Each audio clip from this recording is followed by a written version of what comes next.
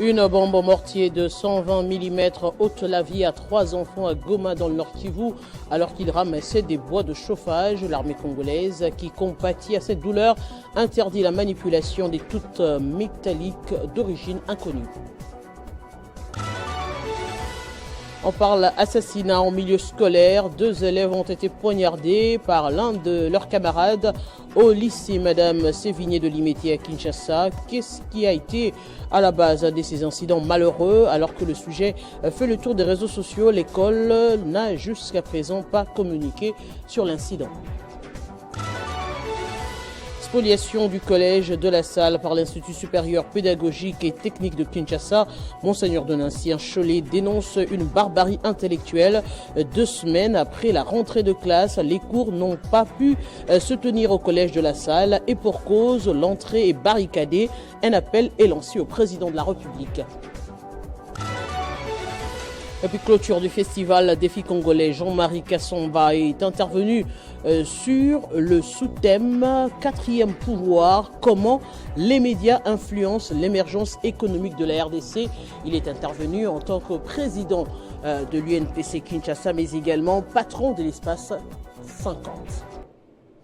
Après les titres, place au développement. Bienvenue, madame, monsieur. Au Nord Kivu, précisément à Mugunga, 3 enfants ont perdu la vie dans une explosion d'une bombe de mortier qu'ils ont tenté de manipuler.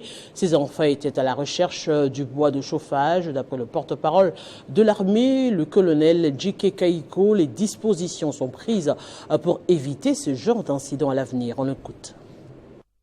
Les forces armées de la République démocratique du Congo informe la population de Goma et ses environs qu'un incident malheureux est survenu ce jeudi 12 septembre 2024 à Mugunga, où une bombe de mortier 120 mm non explosée a tué 3 enfants qui étaient à la recherche de bois de chauffe et qui ont tenté de la manipuler. Tout en compatissant au malheur qui vient de frapper les familles des victimes. Et afin d'éviter pareils incidents dans l'avenir, les forces armées demandent à la population d'éviter la manipulation de tout objet métallique d'origine inconnue et de signaler sa présence aux forces de défense et de sécurité. Ça n'arrive pas tous les jours et ça pourrait être une première en République démocratique du Congo. Une tragique escalade de violence. 2 élèves ont été poignardés par l'un de leurs camarades au lycée Madame Sévigné de Limete à Kinshasa. Cet incident choquant, survenu en plein milieu de la journée scolaire, soulève des questions alarmantes sur la sécurité dans les établissements éducatifs et la gestion des conflits entre enfants. La nouvelle du meurtre d'un élève par son collègue au lycée Madame Sévigné de Limete au moyen d'un objet tranchant a secoué la ville de Kinshasa et la toile s'emballe et s'emmêle. Les versions rivalisent au sujet du motif réel de l'acte commis par un élève sur un autre.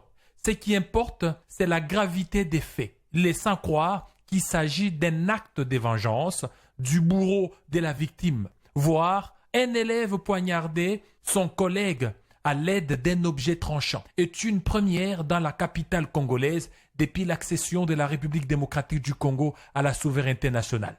Selon d'autres sources, 2 élèves ont été poignardés par leurs collègues des classes et les 2 enfants taquinaient régulièrement leurs collègues en le qualifiant d'étrangers. Ce dernier n'a pas su supporter et a réagi en les poignardant à la sortie de l'école. L'un est hospitalisé à l'hôpital Saint-Joseph de Limete et l'autre est décédé selon un ami. Et c'est ici que vivait le petit Ryan, âgé de 11 ans. Il nous a laissé hier dans la soirée.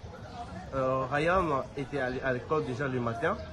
Arrivé à l'école, il a croisé la mort sur son chemin, une mort tellement tragique. Son camarade de classe s'était amené avec un bistouri, ce que beaucoup de gens appellent scalpel. Alors c'est un matériel que les chirurgiens utilisent. Hélas, son camarade l'a percé dans l'équerre et Ryan a succombé à ses saignements à l'hôpital Saint-Joseph aux environs des 17h. Que dit alors la loi en cette matière?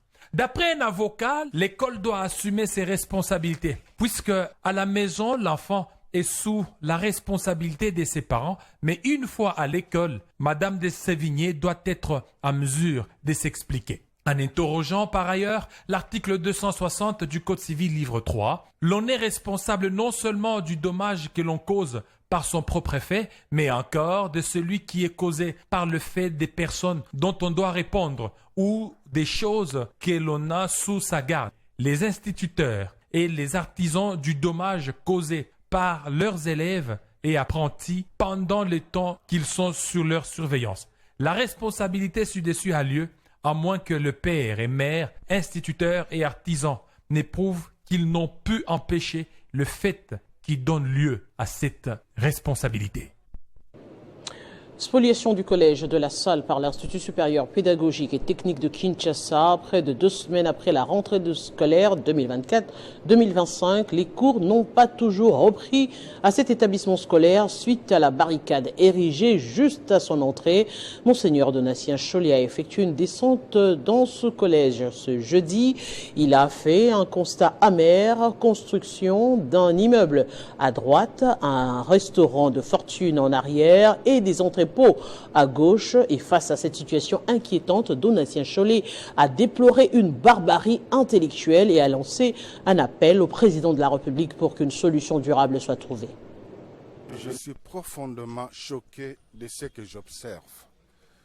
Une concession que l'État reconnaît appartenir aux frères des écoles chrétiennes. Une concession dont le certificat a été refusé par ceux qui l'ont demandé aux autorités compétentes parce qu'elle n'est pas leur. Une concession de 5 hectares, aujourd'hui réduite à 1 hectare par la barbarie, et ce qui est plus grave, la barbarie des intellectuels. C'est très grave. On a barré l'entrée principale des élèves qui sont toujours passés par là. On construit un restaurant de fortune dont le mur mitoyen est une salle de classe. Quand on enseigne toutes les odeurs, toutes les causeries du restaurant plutôt, les élèves entendent. On a coupé les câbles de l'électricité, de l'eau. On a détruit le fosse septique des élèves. Nous sommes dans la capitale. Et cela, le plus grave, c'est qu'on est allé en justice. Le tribunal de grande instance a décidé de suspendre les travaux avant de dire le droit. Ils sont allés à la cour d'appel. La cour d'appel a confirmé la décision. Mais quelqu'un ou une coterie de gens se croient au-dessus de la loi et de manière, je ne sais comment, s'obtiennent des agents de l'ordre officiel pour intimider, Non, mes amis, ne me parlez pas de l'état de droit par rapport à ce que je vois ici, s'il vous plaît. Je suis content que le vice-ministre de l'Éducation est venu ici. J'ai parlé avec lui. Il est lui aussi profondément choqué. Donc je lance un appel au président de la République, Madame la Première ministre. Le gouvernement doit être informé parce qu'il y avait un ministre qui est passé ici. C'est scandaleux, ça ne peut pas aller de l'avant comme ça. Même si la loi dit que le sous-sol appartient à l'État, quand il y a un besoin d'un intérêt supérieur, il y a des procédures à suivre. Le pouvoir passera. Un jour, s'il y a des complices à ce niveau-là, il y aura un jour aussi d'autres personnes qui vont rétablir la loi. À quand les élections pour les personnes déplacées internes, la société civile congolaise, les organisations internationales, la CENI ainsi que les représentants des déplacés internes ont tablé sur la problématique au cours du forum organisé par l'IFES. Objectif, évaluer et améliorer l'inclusion de ces déplacés dans le processus électoral en République démocratique du Congo. C'est du 12 au 13 septembre que se déroule ce forum dont les échanges seront orientés vers la génération des solutions pratiques et des recommandations. À quand l'organisation des élections pour les déplacés des guerres des Kwamout? La question était au centre des discussions ce jeudi au forum des parties prenantes sur la participation des personnes déplacées au processus électoral en RDC. Organisé par l'AFS, ces discussions ont connu la participation de plusieurs parties prenantes au processus électoral en RDC, notamment la CENI, les organisations de la société civile congolaise, les organisations internationales, le représentant du gouvernement congolais ainsi que le représentant de personnes déplacées internes. L'objectif principal de cette rencontre est d'évaluer et d'améliorer l'inclusion de ces déplacés dans le processus électoral en RDC en analysant les cycles électoraux précédents et en développant des stratégies pour les élections générales en 2028. L'objectif de ces forums consiste à ce qu'on puisse identifier les défis, les obstacles et aussi ressortir quelques recommandations sur la question liée aux déplacés internes dans le processus électoral. Il va ressortir des recommandations pour améliorer effectivement la prise en compte des personnes déplacées dans le processus électoral. Présents à ces forums, les représentants des déplacés des Kwamouth demandent au gouvernement congolais à s'impliquer activement pour la prise en compte de leurs droits civiques.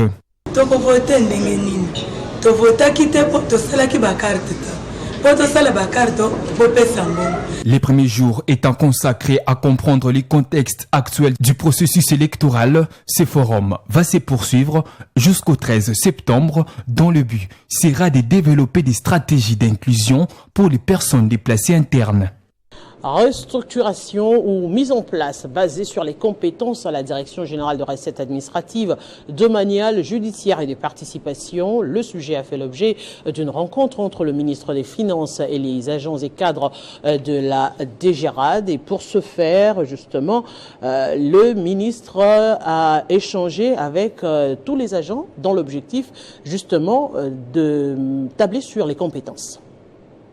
Plusieurs points ont dominé les échanges entre le ministre de Finances, Dodo Fwamba, et les agents et cadres de la Direction générale de recettes administratives, judiciaires, domaniales et de participation, notamment la question de la paix sociale au sein de cette régie financière, la problématique du profil des agents et cadres, mais également réfléchir sur comment éradiquer le tribalisme, le népotisme ainsi que le favoritisme au sein de cette régie financière. Il y a autant de frustrations ici. Moi, je reçois des messages de presque beaucoup de cadres de la DGA ici qui sont en détresse. Moi, Madame DGA, je compte sur vous pour la rigueur avec les DGA 1. Mettez de la rigueur pendant les peu de temps qu'il y a ici. C'était aussi une occasion pour le ministre Fwamba de rappeler à ses troupes leur mission fondamentale, celle de maximiser les recettes de l'État pour ainsi aider le gouvernement à réaliser ses projets en lui dotant les moyens nécessaires. S'il vous plaît, ça me ferait très mal que les chefs de l'État décident autrement en arrivant à la conclusion que vous ne vous entendez pas. Et je n'aimerais pas que vous puissiez l'imputer à ma pauvre personne. Mais dans ce contexte du désordre ici, même s'il y a des contentieux, les gens vont marchander quand il n'y a plus l'ordre et la discipline. Chacun fait ce qu'il peut. C'est comme ça que moi je suis venu en évangéliste ici, vous rappeler à l'ordre, vous conscientiser et vous rappeler que là où il y a les hommes et les femmes, les problèmes ne vont jamais manquer. Dodo Fwamba se veut donc engagé à redorer l'image de la DGRAD et il annonce l'organisation d'une formation dans le tout prochain jour, ce en vue d'une restructuration et mise en place basée sur les compétences.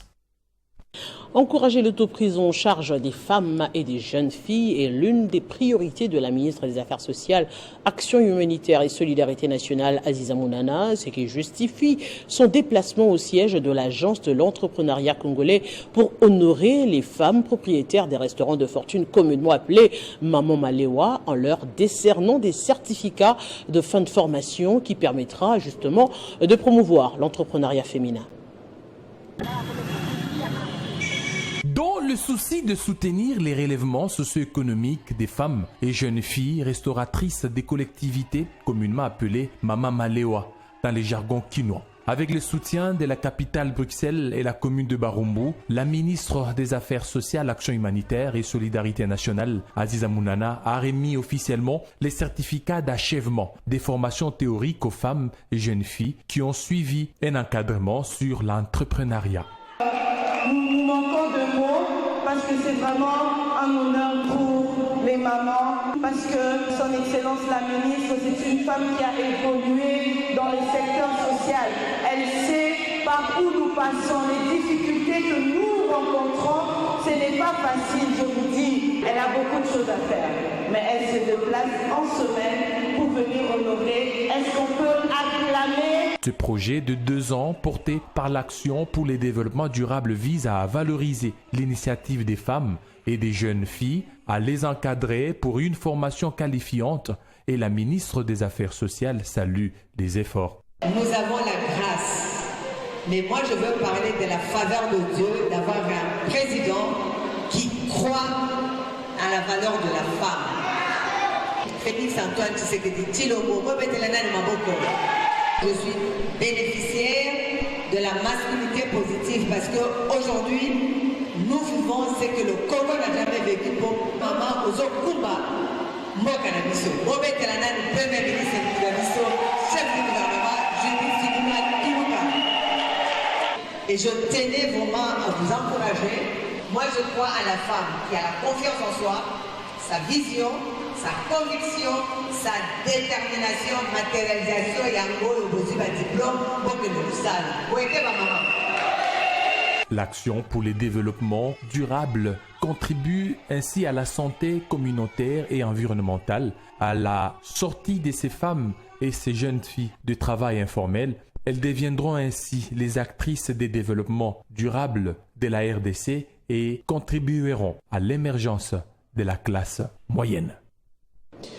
RDC, cap vers l'émergence, c'est le thème du festival Les Défis Congolais qui s'est clôturé ce jeudi dans la salle des spectacles du Palais du Peuple au cours de 2 jours. Plusieurs intervenants de qualité, notamment des acteurs institutionnels et non institutionnels, des personnalités choisies pour leur expertise, ont abordé plusieurs sous-thèmes axés sur le développement de la République démocratique du Congo, parmi lesquels Nicole Boacha, directeur de cabinet adjoint du chef de l'État, et bien Jean-Pierre Kambila, ancien directeur de cabinet du président honoraire Joseph Kabila, Dominique Monongo, rapporteur du bureau de l'Assemblée nationale, et Jean-Marie Kassamba, président sectionnaire de l'UNPC et Kinshasa, patron de l'Espace 50, mais également candidat pour la présidentielle, justement, sur le plan national de l'UNPC. Jean-Marie Kassamba est intervenu sur le sous-thème 4e pouvoir, comment les médias influencent l'émergence économique de la RDC. Ce festival, le Défi Congolais, initié par l'hebdomadaire d'information et d'analyse, les Défis Congolais, a pour objectif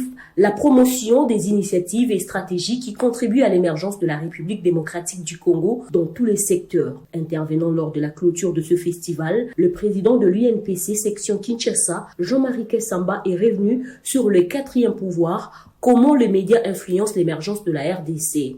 La communication est aujourd'hui au cœur du développement. Tout est communication aujourd'hui. Aucun pays au monde ne peut se développer sans la communication.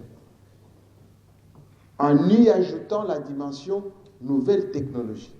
Est-ce qu'on prend au sérieux la manière de faire de la communication en République démocratique du Congo? En y accordant la logistique nécessaire, je parle sous contrôle du CESAC.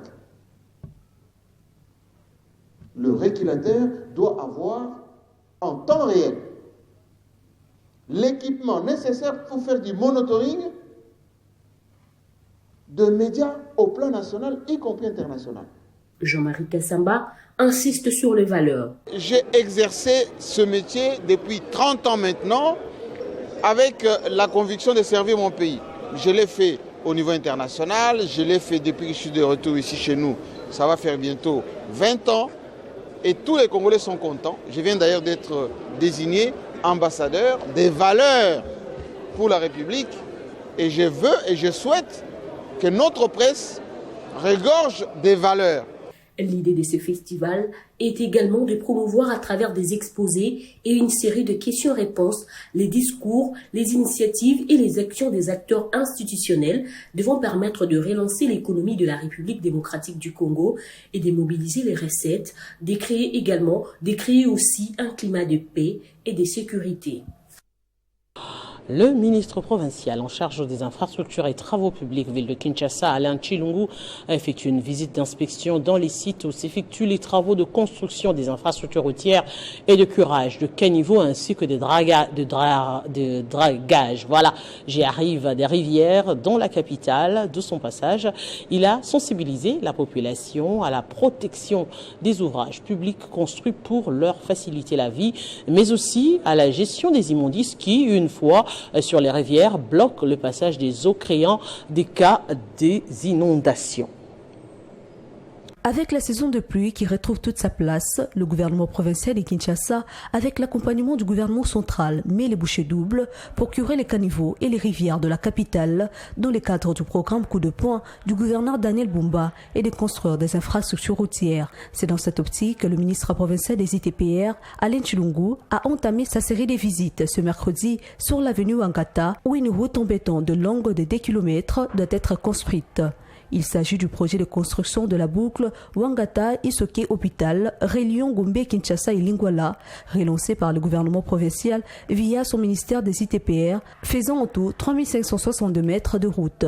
C'était avant de passer sur la rivière Massoso à la première rue Limité, Sakabaro à Faugeron dans la même commune. Partout où il est passé, ces membres de l'exécutif provincial a sensibilisé les Kinois à la gestion des immondices et à la protection des ouvrages publics. C'est sérieux. En fait, vous vous appropriez pas la route.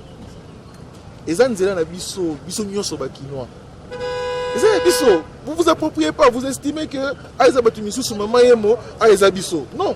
Au chapitre de réaction, ces Kinois n'ont pas manqué à exprimer leur satisfaction et observation. Étant donné que nous avons plusieurs fois écrit, on a même interpellé dernièrement par le réseau social la première ministre pour lui demander de nous aider.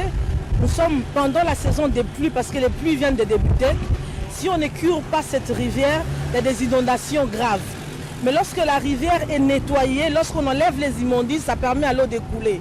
Et là, nous remercions le ministre des Infrastructures pour ce travail parce qu'à Funa, notre grand problème, c'est le problème de cette rivière. Dans plusieurs coins de la ville de Kinshasa, le gouvernement provincial, à travers son ministère des ITP, a lancé des travaux de curage des caniveaux et dragage de rivières. Outre les rivières Massoso et Sakabao, il y a la rivière Gombe, des Huileries au boulevard 30 juin et bien d'autres où les gros engins sont en branle. Dans certaines parties, comme ici dans la district de Mouamba, les travaux se font à la main, consistant à curer les caniveaux, puis évacuer le sable et déchets. Tous les Kinois sont mis à la contribution avec plusieurs dizaines de structures recrutées, exécutant des travaux jour et nuit. La ville de Bukavu, particulièrement la commune de Bagira, a célébré un moment historique avec l'inauguration et la remise officielle de nouveaux bâtiments modernes de l'école primaire totalement rénovée grâce à un projet initié par Aimé Boji Sangara à travers l'association sans but lucratif qui porte son nom JABS. C'est pour répondre aux besoins spécifiques des élèves et des enseignants. La cérémonie d'inauguration a réuni les autorités provinciales et locales, les enseignants, les élèves ainsi que des nombreux habitants venus exprimer leur gratitude à leur bienfaiteur Aimé Boji Sangara. L'école baptisée Épée Nayaweza, restée des décennies en planches vétustes, sans porte et ayant des pupitres couverts des moisissures, revêt ainsi sa plus belle robe grâce à la générosité de cet élu du peuple qui fait du développement du Sud Kivu son cheval de bataille. Cet établissement moderne et fonctionnel offrira désormais un cadre d'apprentissage de qualité à des centaines d'enfants de la ville de Bukavu et ses environs. L'établissement dispose de 6 salles de classe, d'une salle pour enseignants, d'un bureau pour le directeur, ainsi que des latrines répondant aux normes sanitaires pour l'hygiène des élèves. Une action saluée par la ministre provinciale de l'Éducation ainsi que par les enseignants. Les remerciements vont aussi à notre ministre du Budget. Dans son discours, le bienfaiteur et ministre d'État du Budget Aimé Boji Sangara a exprimé sa joie et son émotion de voir ce projet se concrétiser.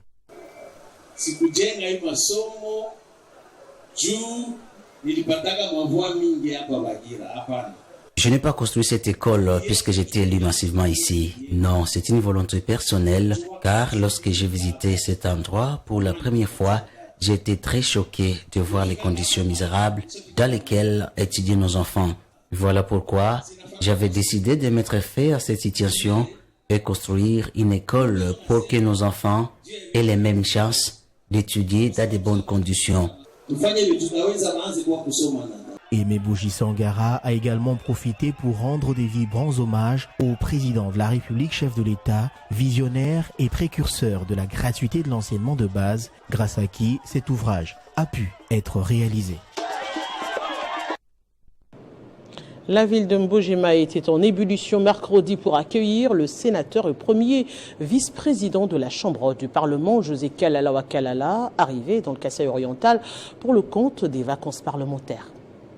Andine, fils du terroir, José Kalala Wakalala, Jokal, a eu droit à un accueil digne de son rang, lui réservé à Mbujimaï par une foule inexplicable, composée entre autres des hommes des dieux, des chefs coutumiers, des cadres militantes et militants, des partis membres de l'Union sacrée et du regroupement Alliance pour les valeurs, des l'UVT, du MCU, des l'UDPS, venus de tout le coin de la contrée. Je suis revenu pour confirmer ce que j'avais dit et commencer ce travail-là. Tout d'abord, le bien-être de la population, ça fait partie des sérieux problèmes.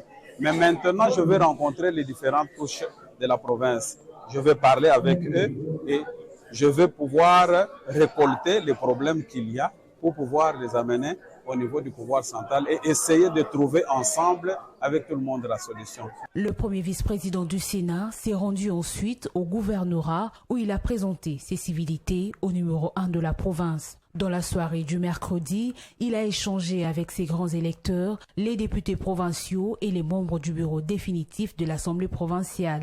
Pour la journée de ce jeudi, José Kalala Wakalala, Jokal, a eu des audiences avec les autorités coutumières de la province, les évêques, les présidents des partis politiques, les associations féminines et des jeunes, les personnes vivant avec handicap, les albinos, la société civile, les professeurs, pour ne citer que ceux-là. Une occasion pour lui d'enrichir son répertoire des questions à traiter au cours de son mandat à la première vice-présidence du Sénat.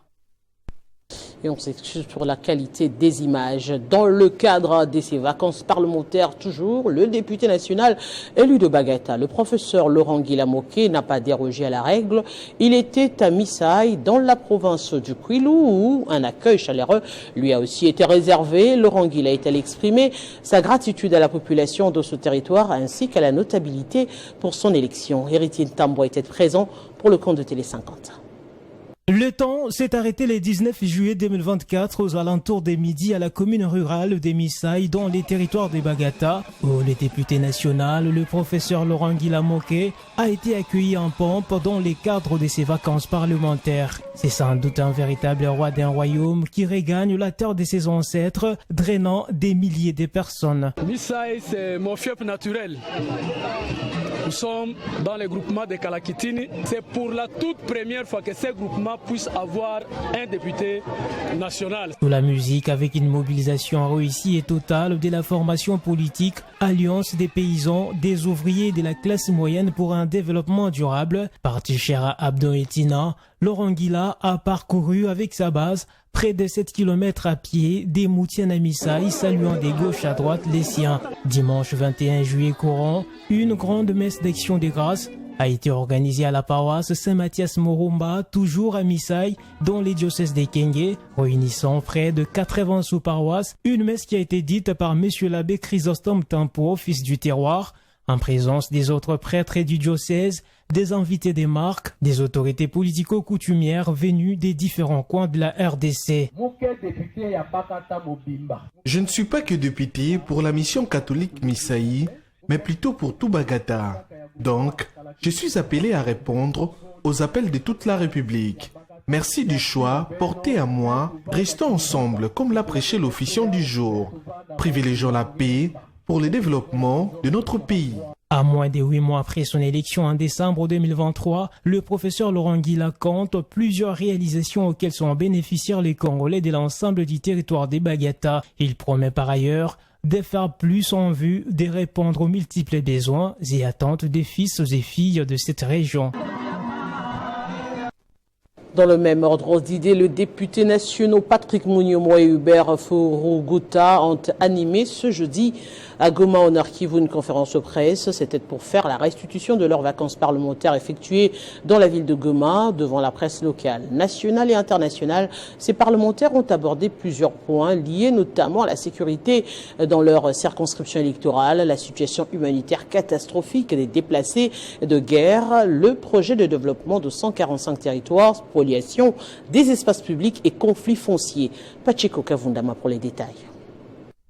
Hôtel Serena à Goma.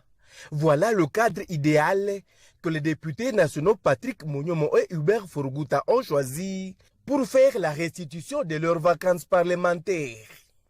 C'était au cours d'une conférence de presse animée par ces deux parlementaires. Parlant de la situation sécuritaire, Hubert Furuguta a rassuré l'opinion de la bonne volonté du président de la République Félix Antoine Tshisekedi de pacifier toute la partie est de la RDC. Le président de la République sait que la plus grande question qui lui est posée tout le temps, c'est la situation sécuritaire et économique de notre province. Ces deux parlementaires ont abordé plusieurs questions d'actualité de l'heure, notamment affaire enterrement des décès déplacés au cimetière Janocoste. Nous sommes dans le territoire de Nyiragongo. La situation humanitaire des déplacés qui est catastrophique et les dossiers de développement de 145 territoires qui semblent bloqués. Patrick Mouniomo précise pour ces derniers dossiers que le ministre du Plan sera interpellé pour cette affaire. Moi, je suis au Nord Kivu, le projet 145 territoires. Et il n'y a rien. Et vous pensez que nous, comme des parlementaires, vos représentants, nous allons fermer les yeux? Mais je vous informe, dès la rentrée parlementaire, le ministre du Plan, je vais l'appeler à l'Assemblée nationale et vous allez voir. Cette conférence de presse avec ces deux députés nationaux, Patrick Mouniomo et Hubert Furuguta, a duré plus de 2 heures car il devrait toucher tous les secteurs. Plus de 200 enfants déplacés pourront reprendre le chemin de l'école dans la ville de Bandundu où ils ont reçu un lot en fournitures scolaires dont du sénateur Anissé Babanga. L'élu de Maïndombe a également remis un lot important en vivres et non-vivres pour améliorer les conditions de vie de ces personnes en détresse. En visite au site des déplacés de Komout, le sénateur alerte sur une crise humanitaire. C'est dans les soucis de redonner les sourires à ces déplacés des Kwamout à Bandundu-Ville que cet acte de cœur est posé par le sénateur Anissé Babanga, élu de la province des Maïndombe. Pas de lit, pas d'installations hygiéniques, encore ustensiles de cuisine, c'est les constats amers faits par ce dernier au centre collectif des déplacés. C'est catastrophique. Comment se fait-il que on peut avoir plus de 5000 déplacés qui ont fui le territoire de Kwamout, qui sont ici à Bandundu pour être protégés. Mais à l'heure actuelle, ce n'est plus une protection, d'autant plus que ces déplacés sont abandonnés à leur triste sort. À l'intérieur de ces entrepôts, l'élu de Maïndombe rencontre des veuves, des orphelins et des personnes de 3e âge qui réclament paix et aide humanitaire. Vous imaginez, je ne sais comment ils sont en train de dormir, à même le sol. Ils n'ont pas de toilettes, s'il vous plaît. Entassés comme les gens qui sont dans une boîte de sardines. Non. Dans sa gibecière, le sénateur Anissé Babanga a placé des sacs de manioc, du riz, du sel, des bidons d'huile, des cahiers et des stylos, geste qui a marqué les déplacés. Nous les remercions une fois de plus. Vraiment, ce sont des gens que nous cherchons parce qu'à Maïndombe, on pose 1000 de questions. Est-ce qu'à Maïndombe, il n'y a pas des autorités? Les déplacés sont à Bandundu, chef-lieu de la province d'Ikwilu, depuis plus de 2 ans. Selon plusieurs sources, l'unique assistance gouvernementale en leur faveur remonte à décembre 2022, où chacun des 500 ménages avait reçu $100 et des vivres. Clôture hier des réunions paritaires 2024 de l'île maritime congolaise SA. Pendant 10 jours, les représentants des agences et cadres, y compris l'employeur, ont discuté sur des questions importantes pour l'épanouissement du géant des mers. Nous voici finalement à la fin de travaux des réunions paritaires nationales de l'année 2024. Nous continuons à remercier calmement Son Excellence, Monsieur le Président de la République, chef de l'État, Félix Antoine Tshisekedi Tshilombo, pour la confiance placée en nous pour assurer le développement et la pérennité des lignes maritimes congolaises, garantir le bien-être des agents LMC et participer ainsi à la matérialisation de son projet social, le peuple d'abord, qui, adapté à notre contexte, se décline en ces termes: les agents LMC d'abord. Le paritaire national étant terminé, il nous reste le devoir d'outillage les délégués syndicaux pour garantir l'accomplissement avisé de leur rôle. Ainsi, nous disons cap pour la formation imminente de nos délégués.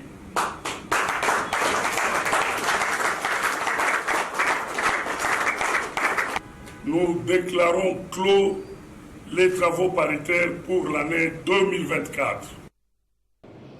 Respectueuse des instructions du ministère de l'Enseignement supérieur et universitaire, l'université du CEPROMAD a organisé la cérémonie de collation de grades académiques en livrant sur le marché de l'emploi plusieurs managers à la grande satisfaction de son recteur magnifique Oscar Tsamanolutu. L'université du CEPROMAD poursuit sa lancée vers de nouveaux horizons. Après plusieurs thèses défendues cette année qui ont produit des nouveaux docteurs en management dans différents domaines, l'université du CEPROMAD a organisé une double cérémonie, la clôture de l'année académique, mais aussi la collation des grades académiques en présence de la représentance du ministre, des éminents professeurs venus des tous bords, mais également des plusieurs autres invités de marque. L'avantage et le mérite de professeur Saman avec l'université de CEPROMAD, c'est d'allier le droit, l'économie à la gestion.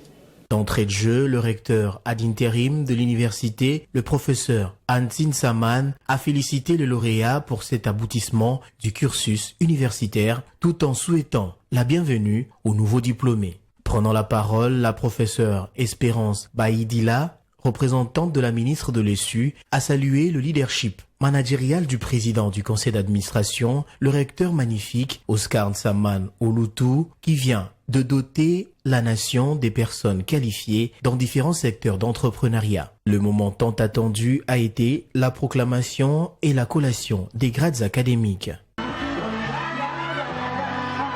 Prenant la parole, le recteur magnifique a rappelé que l'université du CEPROMAD fonctionne actuellement avec le système licence, master, doctorat, appelant tous les scientifiques, les cadres d'entreprise, les avocats, les médecins, les magistrats, les ingénieurs, les journalistes à s'inscrire pour le 3e cycle afin de devenir créateurs d'emplois et de richesses. Et on va terminer avec ce mémorandum adressé aux autorités nationales et provinciales.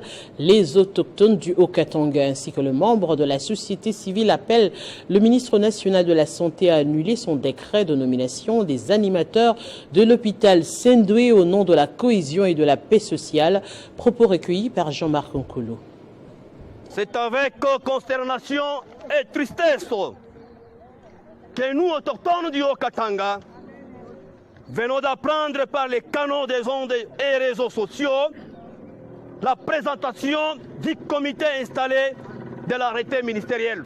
Cet arrêté, lors de l'arrivée du secrétaire général de la Santé à Lubumbashi, pour l'installation avait suscité des soulèvements, des marches pacifiques dont nous revenons encore.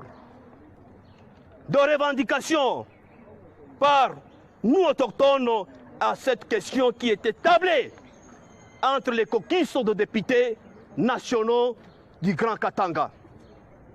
Le chef coutumier, l'exécutif provincial, ainsi que le secrétaire général de la santé, la question a été suspendue pour consensus de toutes les parties prenantes afin de préserver la paix dans la province du Haut-Katanga. La présentation par le recteur Kishiba du comité non installé et dont la décision a été suspendue par les parties prenantes est une provocation et un sabotage aux caucus députés nationaux du Grand Katanga, aux caucus chefs coutumiers du Grand Katanga, aux autorités de la province ainsi qu'au secrétaire général par le recteur, notre frère Kishiba.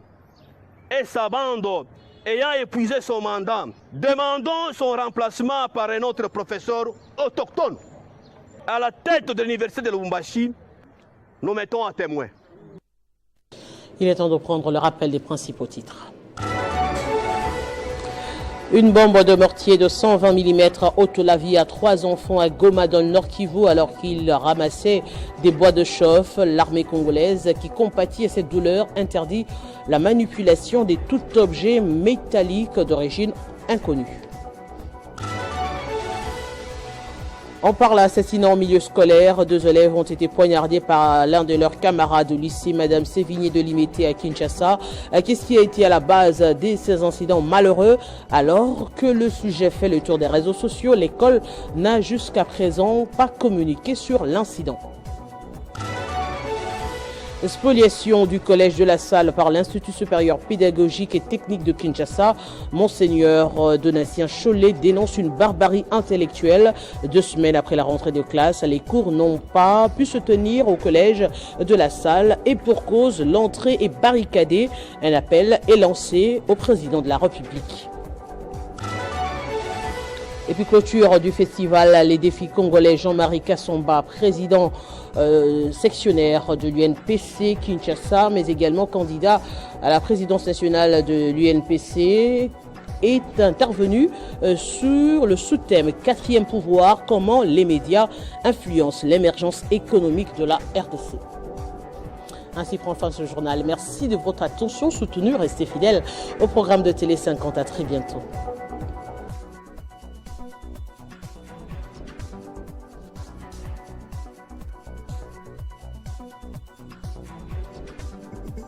Retrouvez toute l'actualité en continu sur www.tele50.cd.